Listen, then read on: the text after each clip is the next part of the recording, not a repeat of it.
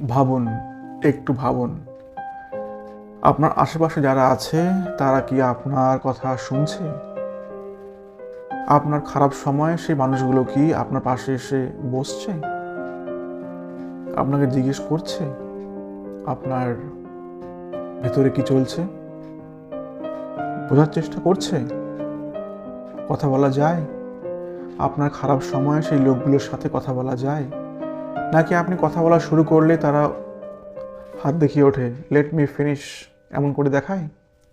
তাহলে ভাবুন, ভেবে দেখুন, যখন সেই মানুষটি রেগে যায় তখন তার আচরণ কেমন হয়? তখনও কি তার সম্মান দেওয়ার ভাবটা বজায় থাকে? তখনও কি সে কথা বলতে পারে, চোখে চোখ রাখতে পারে? যখন সে রেগে যায় সে কি সিলিংয়ের দিকে তাকিয়ে থাকে?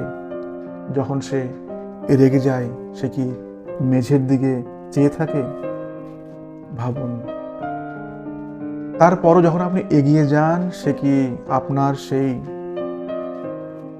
সময়টুকু তার সমস্ত ইগোকে দূরে সরিয়ে রেখে তার হাতটি বাড়িয়ে দেয়?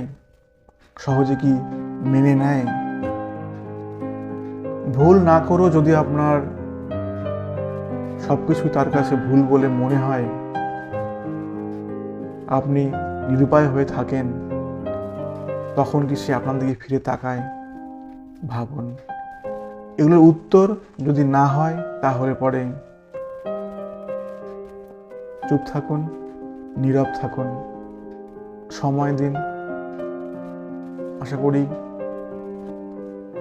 হয়তো মিটবে, না হয় মিটবে না,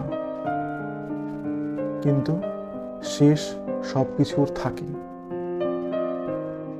কোনো সম্পর্কই এভাবে বয়ে নিয়ে চলা যায় না। সম্পর্ক একা বয়ে নিয়ে যাওয়া যায় না। একসাথে চলতে গেলে মানুষের পাশে তার অসময়, তার দুঃসময়, তার মন খারাপে, তার অভিমানে, তার আবেগের বহিঃপ্রকাশে, অতিমাত্রার বহিঃপ্রকাশে সঙ্গ দিতে হয়। সে কি দিতে পারে? যদি পারে সেটি আপনার ভাগ্য, আগলে রাখুন।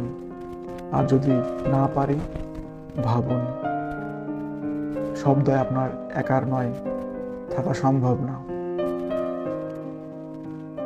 একা একা সব কিছু সৃষ্টি করা যায় না, একা সব কিছু ভেঙে ফেলাও যায় না। ভাবুন, ভাবা শিখুন, ভাবা অভ্যাস করুন। ভালো থাকুন।